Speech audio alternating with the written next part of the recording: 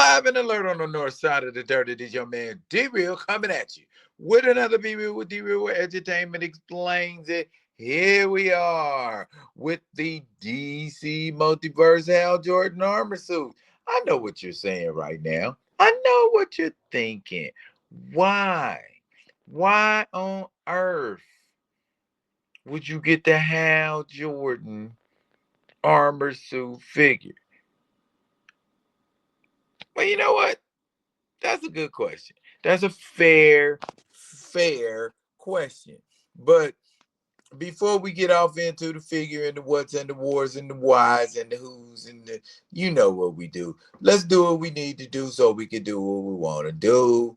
Comment, like, subscribe, and share the Be Real with D-Real page so that when the material comes out, you get it. If you're digging what a brother shoveling, put some dirt in my bucket. Comment, like, subscribe, share. I'm on my way there. You dig, you feel me, you undersmell me. Edutainment explains it, y'all.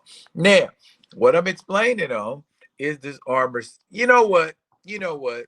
Let's through the magic of video. Get this thing out the box and get him stood up looking how he should be looking. And then I can tell you what I need to start telling you. And there he is. Look at him.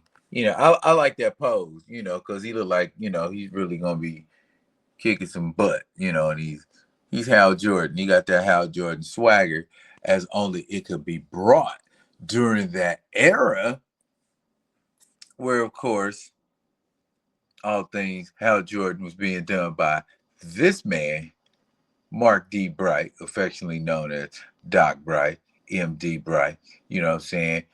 Him and James Owsley, aka Christopher Priest, did a lot of work where they redefined, the Green Lantern universe.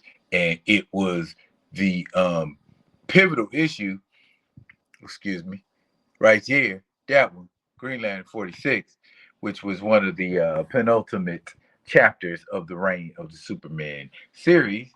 And I kind of spoiled it for y'all. Bam, there he is in that armor, handling business, dusting Mongul's ass off.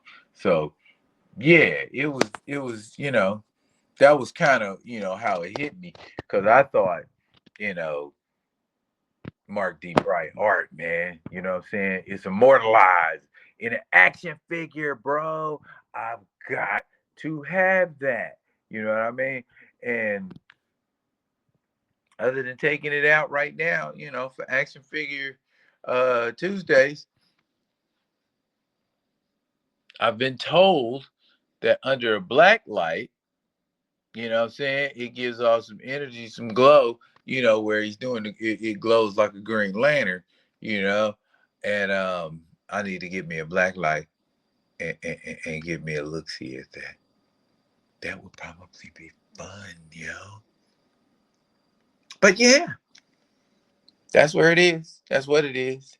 And that's how we do it. I mean, if I'm being honest, if I'm doing like a real honest to goodness, oh goodness, my set's falling apart. Give me a second here. Yeah, we had to get him situated. But anyway, I had to get him into a more battle worthy type of pose so you could see, kind of the posability. I mean, it's pretty typical DC fare. But like I said, if you look real close right here at these areas and see, that's steel. you know, the figure, steel. It's, you know, the hammer. I mean, even though that is what the hammer looked like in the comic, you know, I ain't got no, I ain't got no reason to jerk you around. Look at that hammer. That's pretty spot on, So what am I gonna say? Other than that, same kind of if I was to pull my steel out here, which I actually should do, um, yeah, let's do that. And there's you go. Look at that. I mean, look at the similarities.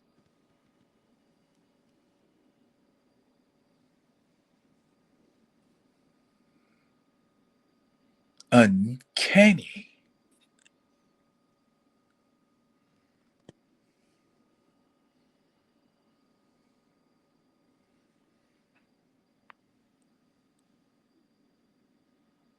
It's almost the same exact hand. Uncanny. The belts. I mean, well, I could keep going on and on and on and on and on and on, but their hearts were in the right place, right? Right? In the end, for me, it's a nostalgic figure. Uh, a tribute to an artist gone too soon. You know, I feel like it is a very good commemoration of his work. R.I.P. R.I.H. Doc Bright, man. Um, they did you proud, bro. So that's how I'm making it do what it do. Y'all look forward to more good stuff going on, action figures, because I'm an action figure digger. And this has been Action Figure Tuesday. I'll be coming at y'all with another one of these other ones. And until I do, y'all be good. Be good to each other.